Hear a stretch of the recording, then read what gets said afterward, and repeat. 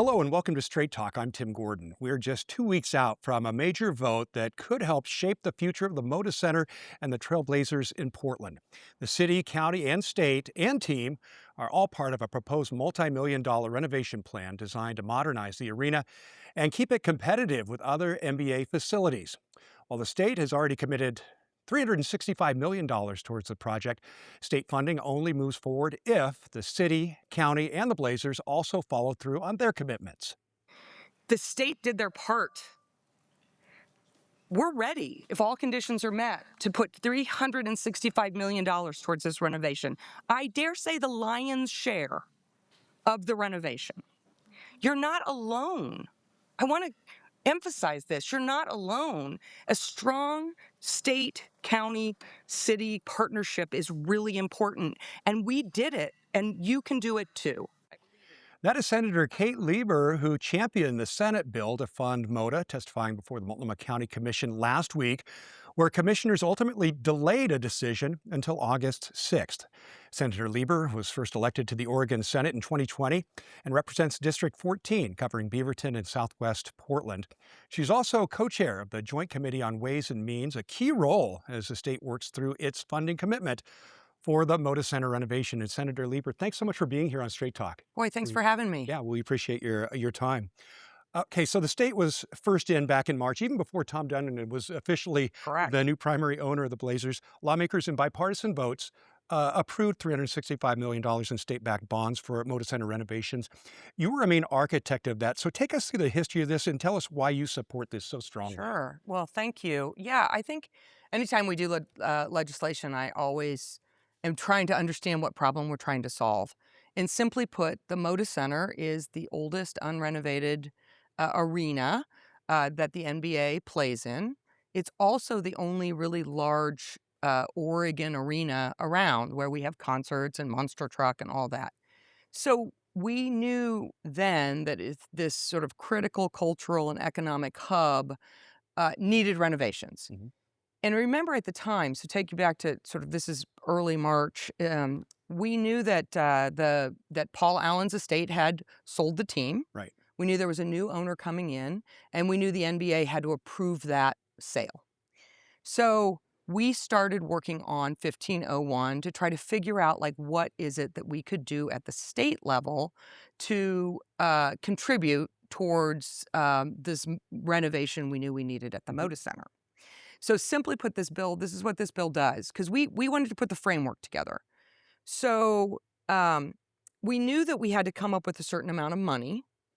We knew the NBA was looking for us to put something out there to say, hey, we want to make sure that you know we're in when this transfers ownership. And so we put together a bill that does a number of things. But the first thing it does is it creates basically a bank account. It's called the Oregon Arena Fund. That's the mechanics behind where the money would go. It also authorizes the Department of Administrative Services to establish a joint authority between the city and the state. Right. That joint authority is very important because it will have control over what gets renovated, what the budget looks like, and what the scope is. And then the third, of course, thing it did is it authorizes $365 million in bonding. Right. But there's a number of different things that had to happen for us to actually sell those bonds. Right. Okay. So the first thing is we had to have a change in ownership because remember it was before. So that was happening. and that was happening, right? The NBA wanted improvements, obviously. And the We NBA needed wanted upgrades. improvements. Sure. So we said, okay, well, if there's a change in ownership and it's finalized and approved by the NBA, that's the first condition. Sure. That's the one that's been met. The city of Portland and the state need to enter into a joint authority because we need to understand what our roles and responsibilities are in that. Right. That joint authority is being negotiated as well right now. And the joint authority has to negotiate a lease with Rip City Management, the Blazers, for at least 20 years. Right. So we knew that had to have that. We also knew that there needed to be really strong taxpayer protections. And we had lots of conversations in this short session, which was only 35 days on that. So the first thing is on cost overruns. If it goes beyond budget, under 1501, Hmm? Rip City Management pays for that overrun. Right. So that's an important, like, we know the budget is going to be fixed once we have the numbers. On breach protections, so when the 20-year lease, at least 20-year lease gets negotiated, there was a lot of discussion about, well, what happens if they leave? So we actually put in that in the law that if they breach, they leave, we would get injunctive relief and liquidated damages equal to any outstanding public debt. Right. So that in plain terms, if they leave, we would take them to court and sue them to recover. Right. We also wanted to make sure that the taxpayers were represented at the state level. And so we're hiring a negotiator who does arena deals. These are not, not every day, obviously. Right, it's very Like, complex. it's There's a lot very going on there. complex. Yeah. Yeah. And so we made sure that we're going to have at the table a negotiator for the state Right. who is going to also look for taxpayer protections. We arrived at the $365 million by calculating what we would lose if the Blazers organization left, if Rip City Management left, and then we backed into the 365. So that was kind of the way we'd gotten to that number. And then on accountability, they have to report to the legislature at least once a quarter, once the joint authority is up and running, to talk about the scope, to talk about the budget and all that. Yeah, and this passed quite overwhelmingly, bipartisan, both chambers. Yeah. And the Blazers at that point, they had been down and visited with you. They seemed to be on board then. They but then, were- then yeah, we get they to were the city and the open. county, and things have changed a bit. That's true. I do want to ask you, though, when lawmakers approved the funding, what did you believe the partnership would look like between the state, the city, and the county, the Blazers? Yeah, we knew. So we knew that the county didn't want to have an ownership stake, and the reason they said, "Look, we're willing to try to get money to put in for the for the renovations, Sure. but we don't want to operate it. We don't own it. We're not going to operate." So we knew that. So we knew that the joint authority was just between the city and the state. There are joint authorities all over the country that we can look to say, what does a joint authority look like? Mhm. We also knew, we were trying to figure out, and the Blazers were helpful in this, of, well, what is it we're buying for this? What are the things that we're buying? So we knew that they needed to transform some infrastructure. It's an aging building. We knew we needed HVAC and plumbing and Yeah, some of electrical. the basic, Some big of the stuff. basics, Yeah. new bathrooms. The other thing that we need is, concerts over the last 30 years have changed. They have a lot of stuff, a lot of rigging, a lot Right. of, and so we are losing concerts who might come here because of the age of our building. Yeah. So we needed to do concert rigging improvements, and that's something that they would do. Reconfigure the gathering spaces, upgrade the fan experience. So Yeah. we were able to understand what we were Right. purchasing. And of course, Rip City Management manages all the events that happen at Correct. Moda Center, not just the Blazers. We've got Correct. WNBA now and a lot of concerts. Yeah, the fire, Absolutely. right? Yeah. And we knew we also needed, once we had the fire, one of the things that we really discussed was they've got to have a locker room that matches Sure. their status. Yeah. And one of the things we want to make sure that gets done is that. Yeah. But remember, it's the joint authority that has in 1501 that has the ability to look at the budget, the scope of the project, and make decisions on what gets paid. And the city, as a partner in that joint authority, is trying to do 100%. that right now, and it's not easy, and we're going to talk about that. Okay. But we're going to move along a little bit. One thing that's not in the state requirement is for the Blazers to contribute any private funds to these renovations. Right. Why was that not made a requirement? It is a requirement in a lot of other arena deals, renovation deals around the country. Well, I think the big thing we wanted to put in is if it went over beyond this scope, Mhm. that they would pay for it. So we don't have architectural renderings because it's a little chicken or egg, Mhm. right? They're like, well, we don't know how much money we were spending, so we don't have architectural renderings. So, when you Yeah. renovate your house, it depends on the budget. But we knew that what they wanted from the state and public perspective was between 500 and 600 million in this capital sort of stack, and that's what we tried to put together so that the NBA would basically say to the new, because we didn't know who the new owner, we knew who they were, but they hadn't approved it yet. Basically say to the new owner, no, they're coming in with a really good package here. It's a market deal. That was a very big, important part for us. And now you need to stay and negotiate a long-term lease. So you don't really feel that Tom Dundon should have to put in a couple $100 million on this thing? I mean, it was not something that, it was something that we had sort of talked about. It was not something that was overwhelmingly needed at the time. Remember, this was way back when we didn't have the new owner. Yeah. What I really was looking for is this a market rate deal? We were working with an expert in that to understand what market rates deals are. But that's a little bit because market confusing. rate, I'm not sure. Well, in a nutshell. I learned more about NBA. Like, first of all, I didn't know, but right, I learned more about like arenas and the negotiations. See, it all depends on the market. Okay. Meaning, if you're in LA, those teams in LA, they have a lot of sponsorships. They've got a lot of ability to get more sponsorships. There's a lot of business who comes in. If you're in a small market like Portland, it's a different economic reality for the owners. Sure. Okay. And so we wanted to make sure that our deal was market rate for the size of city that we have. And it has to work for them as well. So we were really focused on the smaller markets to make sure that we were aligning with those smaller markets. Okay. Oregon taxpayers are putting hundreds of millions of dollars into this project. What should they reasonably expect in return then? Well, under the state, remember, the way we calculated was the loss of income from Rip City.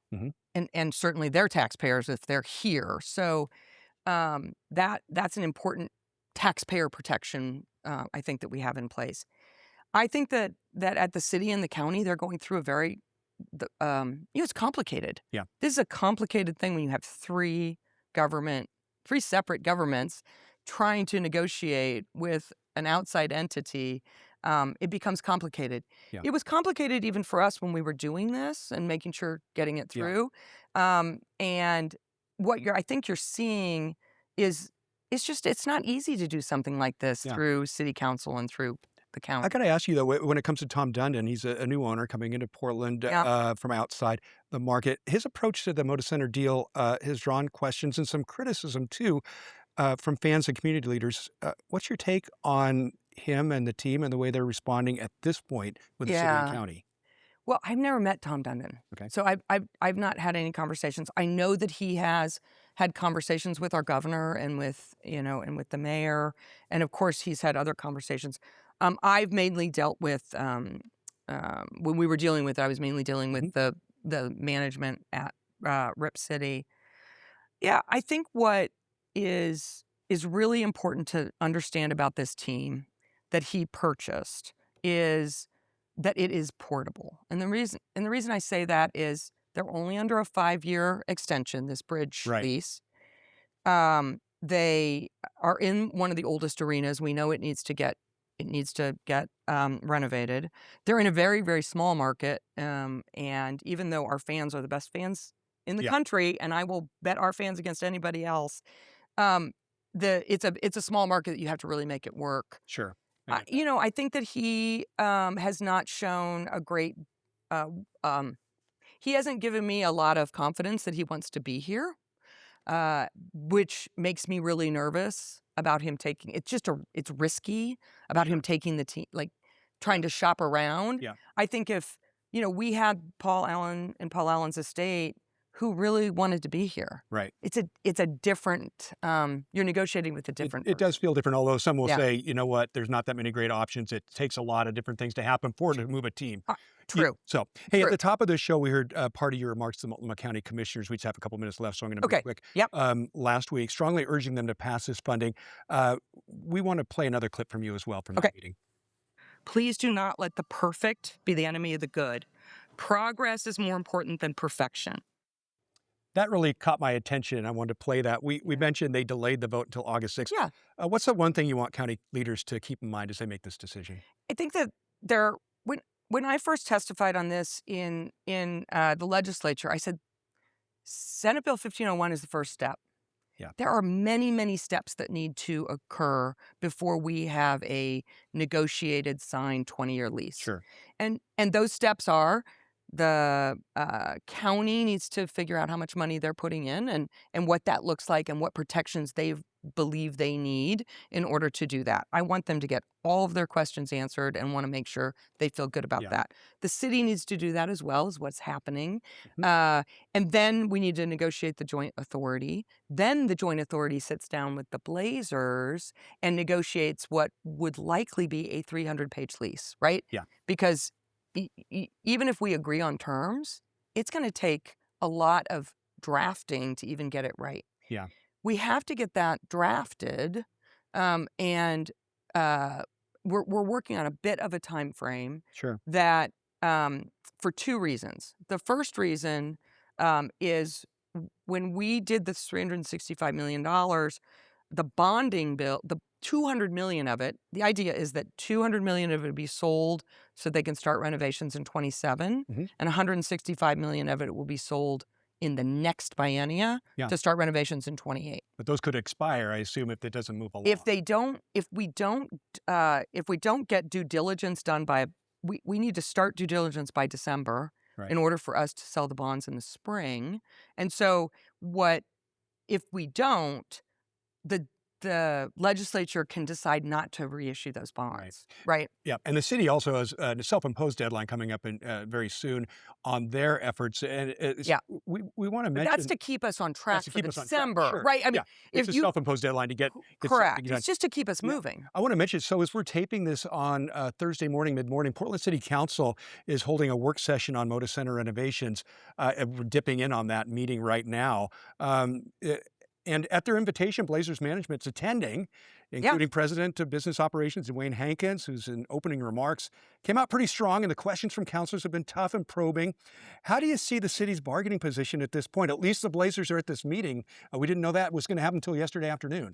I fundamentally believe that everybody wants to come up with a good deal, and I think that the Blazers and Rip City management want to try to make this deal work. I think the NBA, you got to remember, the NBA is a player here. Right. Because the NBA has to approve whether they move. They have to approve whether kind of this is a good enough deal. But we have to negotiate with Rip City management. But the NBA plays a very big part here. For sure. I haven't heard I don't think there's a counselor or a city. I don't think there's a Multnomah County commissioner or a city councilor that says, "Oh, the Blazers, we don't care about them." Right. They say we want to keep them, but we want to make sure that there's strong taxpayer, right? Strong taxpayer protections. We want to make sure that there's labor protections. That's super important to us as well. We're Oregon. We have strong labor relationships with labor. We want to make sure that we get a good market rate deal. Yep. But look, a negotiation is give and take. Yeah. And we haven't even started negotiating with them. Yeah, there's a lot of work to do, and a good to do. negotiation, nobody's completely happy. So we'll see where it lands. That's called a good negotiation. That's absolutely right. We're out of time. Senator Lieber, thanks so much for joining bet. us. We really appreciate it. Thank you. All right, well, there are certainly some critics of the Moda Center renovation financial plan, and when we come back, we're going to hear from one of them. Stay with us.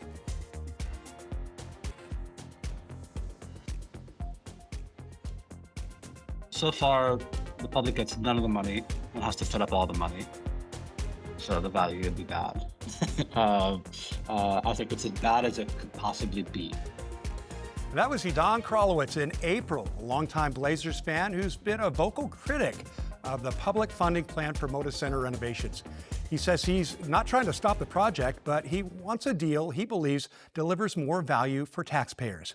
And Edan joins us right now to talk about the deal and what you think it should look like. Thanks so much for being here. We appreciate thanks it. for having me. Yeah, first off, we know you're a big Blazers fan, but beyond that, briefly share what qualifies you to critique what's happening with this funding plan. And we know you've got a website, in fact, to share your views. And then exactly what are you trying to accomplish?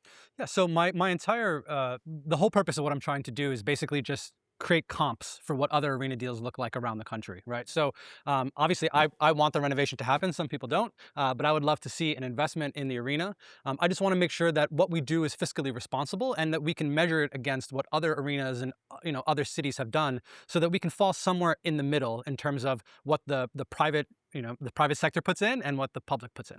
Because a lot of these other renovation deals do include private funding. The argument against that here in Portland is that it's not apples and apples. We're a different market, and that's what they're saying. What do you say to that? I mean, I think we can compare other small markets, right, Mhm. similar to Portland, and I think those are better comps. So, when you compare places like Milwaukee or Sacramento or Orlando and how they kind of do things, you can look at the percentages. Obviously, it's never going to be exactly the same, Right. but just like buying a house in a neighborhood, right? You look at the different houses and you kind of compare and you try to find something that's reasonable. What do you think this arrangement should look like? Or what are one or two or three provisions that you think just have to be in there? So I would love to see a return on the investment, whether it comes in the form of rent, capital contributions, revenue sharing. I think today in the work session there was several counselors suggested ticket fees that could go back into the general fund, which would be a great return. Parking, the city built a lot of the parking lots, so it would make sense that some of that revenue came back to Sure. the general fund. So I think if that $275 million that's earmarked to go back into the arena, if some or all of that came back to the general fund, I think that would be a great return for the project. Yeah. My next question is to ask you, what would constitute a fair private contribution, a dollar figure, a percentage, or something else? Maybe you just partially answered that, but give it some more. Yeah, so typically what we see in other publicly owned arenas that have done renovations, not full-on builds, but Mhm. just a renovation, you see anywhere between 18 to 62% private capital contribution. That's not including rent and revenue shares and other pilot taxes and other things that happen. So I would love to see some contribution that exists in there. And if for some reason that's not possible, then there are other levers like the rent and revenue sharing that could, over the course of 20 years, return some reasonable value back to the public. Are you surprised so far by Tom Dundon and the Blazers' position? I think Tom Dundon's a really smart guy. I think he's a great, he's a shrewd businessman. Sure. And I think he wants to get the best return for him. But he told us in his, introductory press conference that he thinks the city should do a deal that's good for them. And I agree. Yeah. You watched today's city council work session. The Blazers did come down. Management came down. They're pushing the city to remove a first-class standard in the current lease that could open the door for a lawsuit if the team's owners decide to leave Portland. Why do you think Blazers management is so fixated on that? Well, I think the first class standard basically defines that they owe some amount of money, right? And it's an undefined amount of money that they basically owe to make sure that the arena is first class. It also provides a question, which is, some counselors have asked, like, if this whole renovation project is to make it first class, then, why haven't you done that already, right? Right. And so I think there is some amount of money that's probably going to be exchanged in the negotiation. I expect it to be. And so that's a big sticking point. I don't think it actually matters. I personally don't think the Blazers are going to leave. And so I don't think it matters ultimately to, whether I don't think there's going to be a lawsuit. Yeah. But I do think that there's a real value to that clause. And I think both sides need to price that. Right. And I know after the Blazers left that work session, all the counselors were saying, we are not going to sue. I don't Yeah. think that would happen. Um, suppose Tom Dundon, though, says those terms just don't work for me. Then what? Should the city be willing to walk away from this? I always say that the city should not try to play chicken, right? The city should put a fair deal on the table and publicly and say, look, we're doing our part. We looked at all the other arena deals that exist, and we're going to put something right down the middle, and then we can go from there. But I think that's all the city can do, right? At the end of the day, they can put forth a deal that they believe is fair based on data-driven facts, and let the cards play as they may. Where do you think it stands right now? Because we've got a long way to go. But do you think the city is getting itself in a little bit better position at this point? Well, I was heartened to see that there's some amount of money that's going to come back, which is better than zero, Sure. which is what I said in April. Yeah. So it's good to see that we're moving in that direction. I think ultimately, one of the interesting things that came out of the council work session was, I think the Blazer staff said, they said something along the lines of, this isn't, they said that they already think it's a first class arena. Yeah. And they believe that this is not just about the arena, but it's about the area around the arena, which is new to me because I always thought that we were talking about an arena. Yeah. Well, it's great to hear your perspective, and we hope to have you back on. We're out of time for now. Appreciate you. Thanks, Edan. Appreciate it very much. And thank you for watching. A reminder, you can get caught up on the latest on the Moda Center renovations on our website, kgw.com. We'll see you next week.